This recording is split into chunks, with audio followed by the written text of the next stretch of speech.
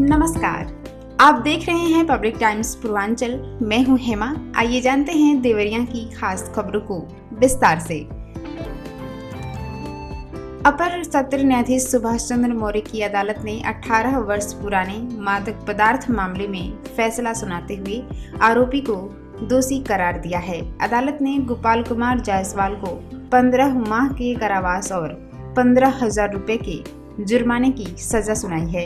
मामला 17 सितंबर 2007 का है, जब कोतवाली थाना के परसिया मिस्करी के पास पुलिस ने आरोपी को 10 ग्राम स्मैक के साथ गिरफ्तार किया था। आरोपी पैना रोड नंदना वार्ड बरहज का रहने वाला है। लंबे समय से चल रहे मुकदमे में सुनवाई पूरी करने के बाद अदालत ने फैसला सुनाया। जुर्माना नहीं देने पर अतिरिक्त सजा भी भुगतनी होगी। अदालत के फैसले के बाद दोषी को न्यायिक हिरासत में भेज दिया गया है। रुद्रपुर नगर के सिवाला वार्ड निवासी एक युवक ने अपनी सुरक्षा को लेकर पुलिस से गुहार लगाई है। युवक ने आरोप लगाया है कि उसकी पत्नी और उसके पुरुष मित्र मिलकर उसकी हत्या की साजिश रच रहे हैं।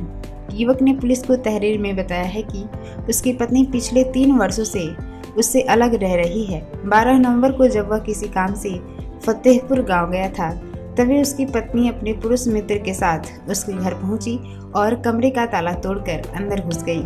युवक का आरोप है कि पत्नी घर से जेवर और कीमती सामान लेकर चली गई। उसने यह भी कहा कि उसकी पत्नी लगातार तलाक लेने की दबाव बना रही है और आशंका है कि वह अपने मित्र के साथ मिलकर उसकी हत्या करा सकती है। पुलिस ने तहरीर लेकर मामले की जांच शुरू कर दी है। विश्व मधुमेह दिवस के तहत जिले के सभी CHC, PHC और आयुष्मान आरोग्य मंदिरों पर जागरूकता और जांच शिविर आयोजित किए गए। शिविरों में मधुमेह से जुड़े जोखिम, लक्षण और उपचार और रोकथाम पर विस्तार से जानकारी दी गई। लोगों को स्वस्थ जीवन शैली अपनाने और नियमित जांच कराने के लिए प्रेरित किया गया। शिविरों में मुफ्त शुगर और BP जांच के साथ परामर्श की सुविधा उपलब्ध कराई गई। CMO डॉक्टर अनिल कुमार गुप्ता ने बताया कि शिविरों का उद्देश्य मधुमेह रोगियों को समय पर इलाज और निगरानी की सुविधा देना है। उन्होंने कहा कि अनियमित खानपान और शारीरिक गतिविधि में कमी के कारण मरीजों की संख्या बढ़ रही है। नियमित व्यायाम, सुबह की सैर और जीवन शैली में बदलाव से इस बीमारी से बचाव संभव है। उन्होंने बताया कि जिले की स्वास्थ्य इकाइयों पर रोज लगभग 350 मरीज मधुमेह का इलाज कराने आते हैं।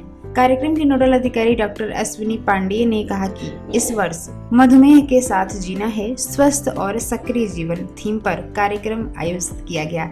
जांच शिविरों में 415 मरीजों में मधुमेह की पुष्टि हुई। स्वास्थ्य विभाग ने लोगों से नियमित जांच कराने और बीमारी को गंभीरता से लेने की अपील की है। मदनपुर के खटिक टोला निवासी 32 वर्षीय मुकेश सोनकर की सड़क हादसे में मौत हो गई। मुकेश मऊ जिले में रहकर फल का व्यवसाय करता था। शाम को वह अपने दोस्तों के साथ मऊ में रहने वाली बुआ के यहाँ जन्मदिन समारोह में गया था। घटना रात करीब 10 बजे की है। मुकेश पार्टी से लौटते समय बाइक से अपनी दुकान की ओर जा रहा था। आजमगढ़ तिराहे के पास अचानक सामने से आ रहे ट्रक ने टक्कर मार दी। सिर में गंभीर चोट लगने के कारण उसकी मौके पर ही मौत हो गई। हादसे में 2 अन्य युवक भी घायल हुए हैं। पुलिस ने शव को कब्जे में लेकर पोस्टमार्टम के लिए भेज दिया। घटना की जानकारी मिलते ही घर पर कोहराम मच गया। मृतक 4 भाइयों में सबसे बड़ा था। उसकी शादी 3 साल पहले निशा से हुई थी। बेटी की मौत की खबर मिलते ही मां दुर्गा और पिता सुरेश बदहवास हो गए। पत्नी निशा बेहोश होकर गिर पड़ी। CO हरिनाम ने बताया कि मऊ पुलिस आवश्यक कार्रवाई कर रही है। जानकारी के अनुसार हादसे के वक्त युवक ने हेलमेट नहीं लगाया था। कुकुंदू क्षेत्र में पागल कुत्ते का आतंक लगातार बढ़ रहा है। पिछले 48 घंटों में यह कुत्ता 30 से अधिक लोगों को काट चुका है।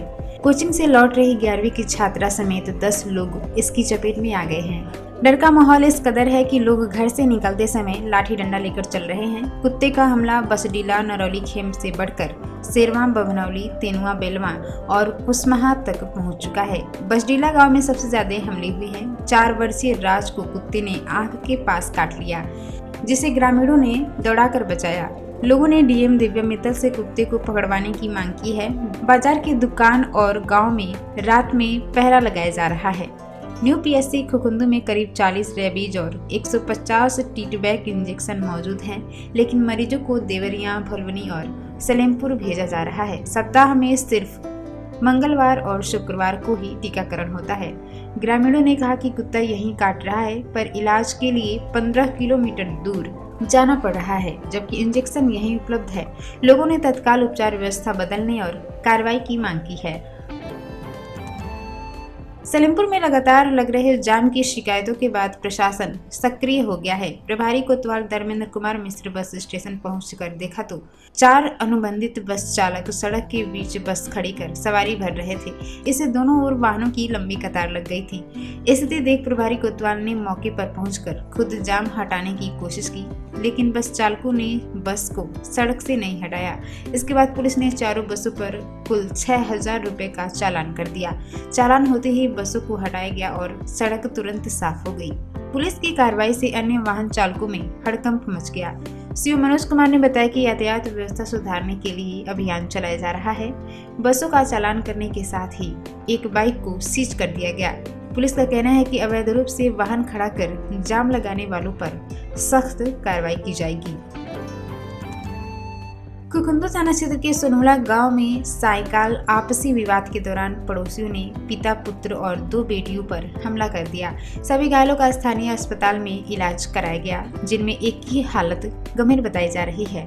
पीड़ित जुमा पवरिया ने बताया कि शाम करीब 5 बजे पड़ोसी गाली गलौज करते हुए विवाद पर उतर गए। अभी वे कुछ समझ ही पाते, इससे पहले ही हमलावरों ने उन्हें घेर कर लाठी डंडे से पिटाई शुरू कर दी। शोर सुनकर बचाने पहुंचे बेटा इरफान और बेटियां जूही व साबिया को भी मारपीट कर घायल कर दिया गया। सूचना पर पहुंची पुलिस ने मामले की जांच में जुट गई है। देवरिया जिले की बिजली व्यवस्था को दुरुस्त करने के लिए पूर्वांचल विद्युत वितरण निगम लिमिटेड वाराणसी ने 42 करोड़ 95 लाख रुपए की योजना तैयार की है। इसके तहत नए ट्रांसफार्मर लगाए जाएंगे, पुराने ट्रांसफार्मर की क्षमता बढ़ाई जाएगी और लाइनों में सुधार किया जाएगा। इसमें गर्मी के अगले सीजन में बिजली कटौती, ओवरलोड और फॉल्ट की समस्या में कमी आने की उम्मीद है। बिजनेस प्लान 2025-26 के तहत जिले में कुल 81 नए ट्रांसफार्मर लगाए जाएंगे। इनमें 25 केवी के 26, 63 केवी के 21, 100 केवी के 10 और 250 केवी के 19 ट्रांसफार्मर शामिल हैं। नई व्यवस्था से उन क्षेत्रों में सबसे अधिक राहत मिलेगी जहां कम क्षमता वाले ट्रांसफार्मरों के कारण बार बार फॉल्ट और अधिकारियों के अनुसार योजना को तय समय में पूरा कर देने की लक्ष्य है, ताकि आगे आने वाले महीनों में उपभोक्ताओं को बेहतर विद्युत आपूर्ति मिल सके। देसी देवरिया विकास खंड के सौदरपट्टी गांव में जिलाधिकारी दिव्या मित्तल की अध्यक्षता में ग्राम चौपाल आयोजित हुई। चौपाल में राजस्व, आवास, पेंशन, राशन सहित विभिन्न समस्याओं से जुड़े प्रार्थना पत्र मिले, जिनके त्वरित निस्तारण का निर्देश जिलाधिकारी ने संबंधित अधिकारियों को दिया। कार्यक्रम में सरकारी योजनाओं की जानकारी के लिए विभागों ने स्टॉल लगाए, जिनका निरीक्षण किया गया। पात्र लाभार्थियों को प्रमाण पत्र व योजनाओं का लाभ वितरित किया गया। चौपाल में अन्नप्राशन और गोद भराई संस्कार भी संपन्न हुए। जिलाधिकारी ने कहा कि चौपाल का उद्देश्य सरकारी सुविधाएं जनता तक सरलता से पहुंचाना है। उन्होंने स्वतंत्रता सेनानी के परिजन को सम्मानित किया व विद्यालय परिसर में वृक्षारोपण किया। कार्यक्रम में एसडीएम श्रुति शर्मा, अधिकारी, कर्मचारी, जनप्रतिनिधि व ग्रामीण बड़ी संख्या में मौजूद रहे। आपको बताते चले कि सरदार वल्लभ भाई पटेल की 150वीं जयंती पर भाजपा की एकता पदयात्रा बैतालपुर क्षेत्र में धूमधाम से निकाली गई। यात्रा सकरपार खुर्द से होकर भटौली, बरपार, धनौती होते हुए मड़ुआडीह में समाप्त हुई। शुभारंभ उत्तर प्रदेश के कृषि मंत्री सूर्य प्रताप शाही ने किया।